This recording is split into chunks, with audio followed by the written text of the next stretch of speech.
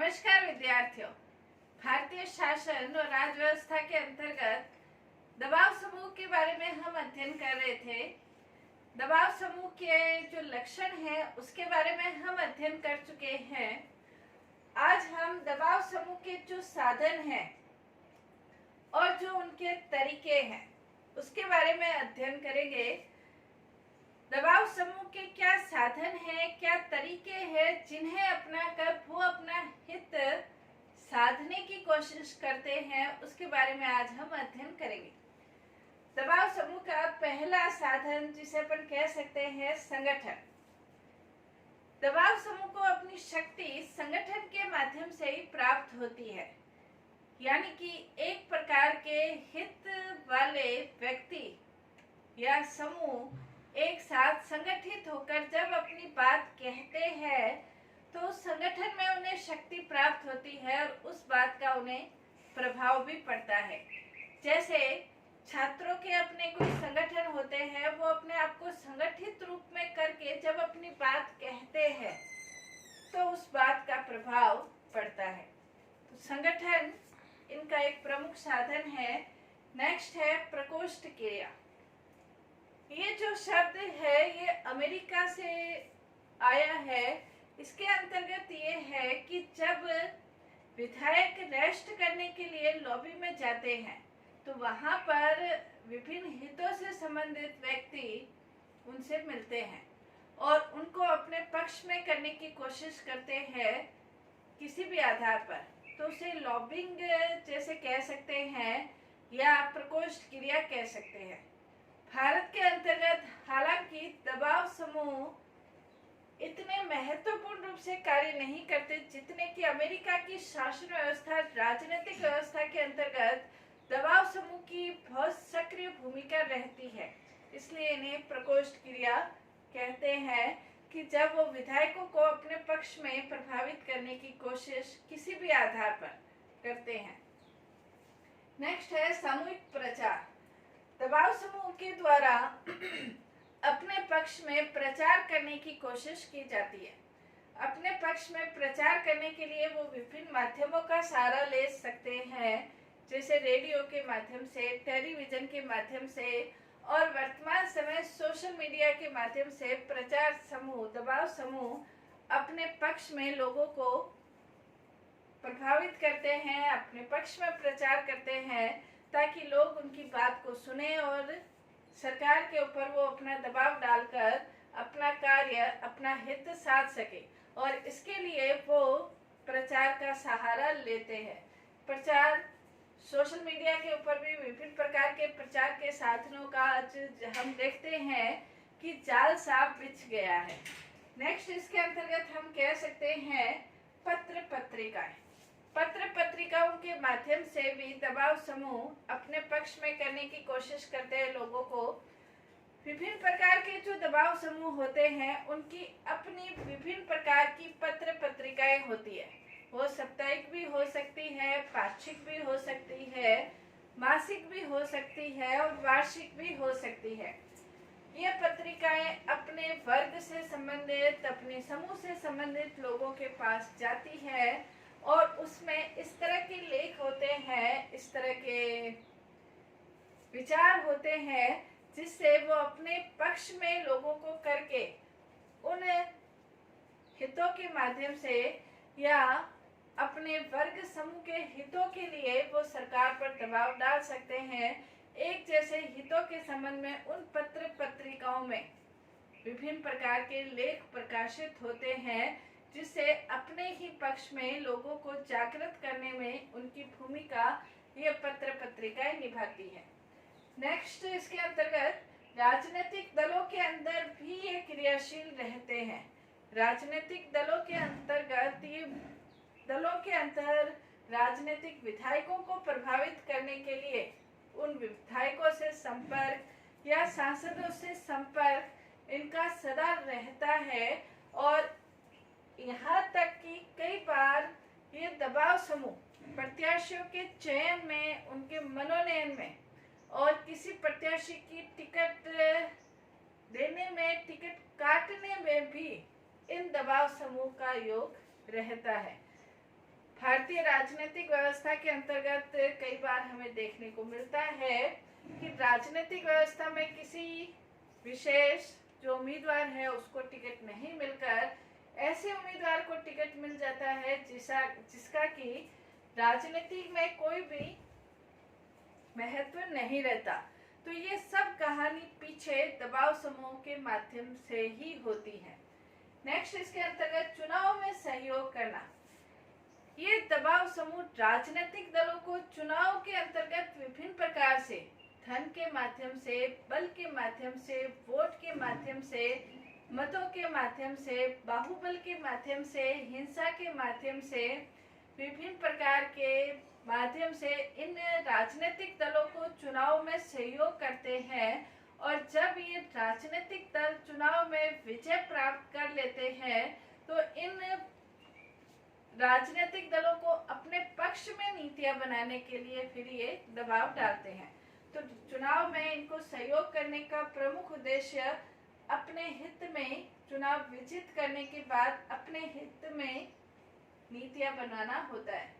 Next, इसके बाद जो ये दबाव समूह है हड़ताल का, प्रदर्शन का, जब इनकी बातों को जब शांतिपूर्वक तरीके से नहीं माना जाता है या कह सकते हैं कि ये छल कपट झूठ इन सब का सहारा लेने के बाद भी जब दबाव समूह की बातों को नहीं माना जाता है तब ये हड़ताल का सहारा, प्रदर्शन का सहारा लेकर भी अपनी बातों को मनवाने की कोशिश करते हैं। हम देखते हैं कई बार संगठनों के माध्यम से, विभिन्न समूहों के माध्यम से रेल रोक दिए जाते हैं, जो रास्ते हैं, हाईवे है, उनको रोक दिए जाते हैं, पटरियां उखाड़ दी जाती है, आंदोलन कर दिए जाते हैं। तो ये सब कार्रवाई दबाव समूह अपने पक्ष में, अपने हितों के पक्ष में करने के लिए करते हैं। नेक्स्ट, इसके अंतर्गत हिंसा भी कई बार ये अपने उद्देश्यों को पूरा करने के लिए हिंसा का भी सहारा लेते हैं। राजनीतिज्ञों की हत्या से लेकर आम व्यक्ति की हत्या भी ये करने से परहेज नहीं करते। इनका मुख्य उद्देश्य अपना हित साधना होता है। नेक्स्ट है अहिंसक अवज्ञा। सभी दबाव समूह के द्वारा हिंसा का प्रयोग करके अपने हित का साधने की कोशिश की जाती हो ऐसा नहीं है। कई बार अहिंसक साधनों के द्वारा भी, अहिंसक सविनय अवज्ञा के द्वारा भी ये जो दबाव समूह है ये राजनीतिक दलों के ऊपर अपना दबाव बनाते हैं। जैसे भारत के अंतर्गत महात्मा गांधी के नेतृत्व में सविनय अवज्ञा आंदोलन चला था और भारत की आज़ादी में इसका महत्वपूर्ण योगदान था। दक्षिण अफ्रीका के अंतर्गत भी निग्रो आंदोलन हुए थे, ये भी सविनय अवज्ञा के आधार पर थे। कहने का तात्पर्य ये है कि दबाव समूह हमेशा हिंसा का ही प्रयोग करते हो ऐसा नहीं है। इनका प्रमुख कार्य सरकार के ऊपर दबाव डालना भी होता है जो अहिंसक भी हो सकता है। नेक्स्ट, इसके द्वारा न्यायालयों के द्वारा भी, न्यायालयों में अपनी याचिका, अपनी रीट जारी करके कई बार इन दबाव समूह अपने पक्ष में करने की कोशिश करते हैं। अपने सर्वोच्च न्यायालय, उच्च न्यायालय, क्षेत्रीय न्यायालयों के न्यायाधीशों के द्वारा अपने पक्ष में निर्णय लेने की इनके द्वारा कोशिश की जाती है। न्यायालयों के द्वारा ये कहा जाता है, जैसे आरक्षण का मुद्दा हो गया, हमेशा हर 10 साल के बाद जो आरक्षण फिरता रहता है, तो इसमें इनका महत्वपूर्ण, न्यायालयों के द्वारा भी महत्वपूर्ण कार्य ये करवाते हैं अपने पक्ष में, अपने हितों के संदर्भ में। नेक्स्ट है गोष्ठी आयोजित करना, विभिन्न प्रकार की गोष्ठी आयोजित करना। इन गोष्ठियों में समाज के जो जाने माने लोग हैं उनको बुलाना, उनके विचार प्रकट करना और इसके साथ ही साथ अपने हित के पक्ष में एक माहौल बनाना इनका उद्देश्य होता है। इसके अलावा आंकड़े प्रकाशित करना। आंकड़े प्रकाशित करके भी जो दबाव समूह है वो ये बताते हैं कि क्या चीज है और क्या चीज प्राप्त होनी चाहिए। तो आंकड़ों के माध्यम से ये प्रमाणित करते हैं कि हमें क्या प्राप्त होना चाहिए। तो इन आंकड़ों के माध्यम से अपने पक्ष को और ज्यादा ये मजबूती से रखते हैं। नेक्स्ट है दबाव समूह कर्मचारी तंत्र के हितों को भी कई बार उठाकर राजनीतिक दलों के ऊपर दबाव बनाने की कोशिश करते हैं। कर्मचारी वर्ग को सुविधाएं क्या प्राप्त हो, कितनी सैलरी प्राप्त हो, इस तरह के मुद्दे उठाकर भी दबाव समूह कर्मचारियों को अपने पक्ष में करके राजनीतिक दलों को भी अपने पक्ष में करने की कोशिश करते हैं। तो दबाव समूह इन विभिन्न नीतियों के माध्यम से सरकार पर दबाव डालते हैं, अपना हित पूरा करने की कोशिश करते हैं। तो ये तो दबाव समूह के साधन और तरीके हुए। नेक्स्ट इसके अंतर्गत दबाव समूह और राजनीतिक दलों में क्या अंतर है, इसके बारे में हम अध्ययन करेंगे। दबाव समूह क्या है और राजनीतिक दल क्या है, इनमें जो अंतर है ये कई बार आपके एग्जाम में आता है और ये अंतर पूछे जाते हैं कि दबाव समूह क्या है और राजनीतिक दल क्या है। इन दोनों के बारे में, राजनीतिक दलों के बारे में हम अध्ययन कर चुके हैं और दबाव समूह के बारे में भी हम अध्ययन कर चुके हैं। तो हमारे दिमाग में ये बिल्कुल स्पष्ट हो जाना चाहिए कि दबाव समूह क्या है और राजनीतिक दल क्या है। यदि मोटा मोटा इनका अंतर हम देखें तो राजनीतिक दलों का जो प्रमुख लक्ष्य होता है, राजनीतिक दलों का लक्ष्य होता है सत्ता प्राप्त करना। जैसे राजनीतिक दल हम कह सकते हैं भारतीय जनता पार्टी या कांग्रेस पार्टी, इनका जो प्रमुख लक्ष्य होगा वो सत्ता प्राप्त करना होगा, सत्ता को प्राप्त करना, और सत्ता प्राप्त करने के लिए ही ये अपने उम्मीदवार खड़े करते हैं। लेकिन दबाव समूह का लक्ष्य सत्ता प्राप्त करना नहीं होता, बल्कि सत्ता को प्रभावित करना इनका लक्ष्य होता है, ताकि ये अपने पक्ष में नीतियां बना सके। जैसे मजदूर संगठन है या ऑल इंडिया मजदूर संघ है, इनका उद्देश्य सत्ता प्राप्त करना नहीं बल्कि सत्ता को प्रभावित करना होता है। दूसरा इसका अंतर हम कह सकते हैं, राजनीतिक दलों का जो आधार होता है वो राष्ट्रीय होता है, संपूर्ण देश तक इसका विस्तार होता है। जबकि दबाव समूह का जो संगठन होता है या जो आधार हम कह सकते हैं होता है, वो एक वर्ग विशेष तक होता है। जैसे मजदूरों का होगा तो मजदूर वर्ग तक होगा, छात्रों का होगा तो छात्रों तक होगा, और यदि किसानों का होगा तो किसानों तक होगा, महिलाओं का होगा तो महिलाओं तक होगा। इनका जो आधार है वो वर्ग विशेष तक सीमित होता है, जबकि राजनीतिक दलों का जो आधार होगा वो संपूर्ण राष्ट्र के लिए होता है। नेक्स्ट इसके अंतर्गत इनका जो संगठन है वो व्यापक है। व्यापक है यानी कि बहुत लंबा चौड़ा इसका संगठन होता है। जैसे वर्तमान समय यदि हम देखें तो भारतीय जनता पार्टी अपनी प्राथमिक सदस्यता के आधार पर पूरे विश्व का सबसे बड़ा संगठन है। तो इनका संगठन व्यापक है, जबकि जो दबाव समूह है वो संकुचित है। संकुचित क्यों है? जैसे छात्रों का कोई संगठन है तो उनका उद्देश्य सिर्फ छात्रों के हित करना है, तो इनका जो आधार है वो कौन सा आधार रहेगा? सिर्फ छात्र तक ही ये सीमित रहेंगे। तो इनका संगठन जो है वो संकुचित रहता है। जैसे छात्रों का है तो छात्रों तक संकुचित रहेगा, महिलाओं का है तो महिलाओं तक सीमित रहेगा। तो ये संकुचित आधार होता है। नेक्स्ट इसके अंतर्गत हम कह सकते हैं प्रकार। राजनीतिक दल है वो संगठित होते हैं। राजनीतिक दलों का अपना एक संविधान होता है, राजनीतिक दलों का अपनी नीतियां होती है, अपनी योजनाएं होती है, वो निश्चित होती है, और राजनीतिक दल उन्हीं नीतियों और उन्हीं योजनाओं के अनुसार अपना कार्य करने की कोशिश करते हैं, जो कि निश्चित रूप में लिखे हुए होते हैं। राजनीतिक दलों के अपने संगठन के रूप में चुनाव भी होते हैं, लेकिन दबाव समूह के लिए आवश्यक नहीं है कि वो संगठित ही हो। दबाव समूह संगठित भी हो सकते हैं, दबाव समूह असंगठित भी हो सकते हैं, दबाव समूह औपचारिक भी हो सकते हैं, अनौपचारिक भी हो सकते हैं। दबाव समूह कुछ समय के लिए आ सकते हैं और कुछ समय के लिए चले जा सकते हैं। अपना हित पूरा होते ही इनका अस्तित्व भी खत्म हो सकता है।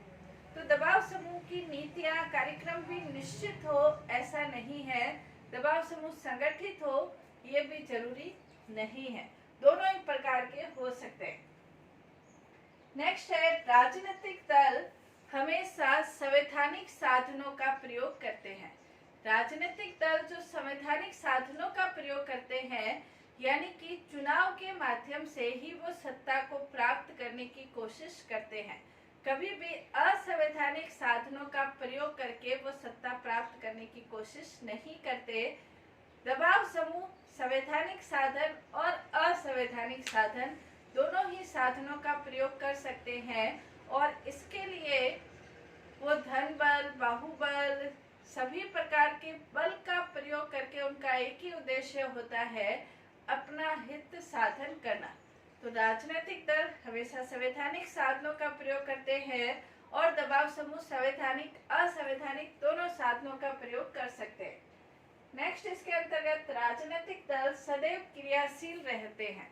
राजनीतिक दल चुनाव के समय तो विशेष क्रियाशील हो जाते हैं और वैसे हमेशा क्रियाशील रहते हैं, लेकिन दबाव समूह थोड़े समय के लिए क्रियाशील रहते हैं और जब उनका हित पूरा हो जाता है उसके बाद वो क्रियाशील नहीं रहते हैं। उद्देश्य प्राप्ति तक ही क्रियाशील रहते हैं, कहने का तात्पर्य। नेक्स्ट इसके अंतर्गत ये है, जो राजनीतिक दल है वो ये कोशिश करते हैं कि समाज के अंतर्गत विभिन्न जो वर्ग है, समूह है, उन सब में एकता स्थापित हो, मेल मिलाप स्थापित हो, और उन सभी वर्ग समूहों या प्रतिनिधित्व कह सकते हैं, सभी हितों का वो प्रतिनिधित्व करते हैं ताकि सभी के हित पूरे हो सके, संपूर्ण समाज का कल्याण हो सके। तो उन सब में एकता स्थापित करने की कोशिश करते हैं, जबकि दबाव समूह का उद्देश्य सिर्फ अपना वर्ग, अपना हित, अपने समूह का हित साधन करना उद्देश्य होता है। इसलिए वो ये कोशिश नहीं करते हैं कि समाज के अंतर्गत एकता स्थापित हो, सामंजस्य स्थापित हो। इस तरह की कोशिश दबाव समूह के द्वारा नहीं होती। तो ये प्रमुख अंतर राजनीतिक दलों में और दबाव समूह में होता था। तो कहने का तात्पर्य ये कि जो राजनीतिक दल है वो सत्ता प्राप्त करते हैं, संवैधानिक साधनों के द्वारा संगठित होते हैं, राष्ट्रीय स्तर के होते हैं। दबाव समूह संगठित असंगठित दोनों ही हो सकते हैं और ये संवैधानिक असंवैधानिक साधनों का प्रयोग करते हुए सत्ता को प्रभावित करके अपने पक्ष में हित साधने की कोशिश करते हैं। धन्यवाद।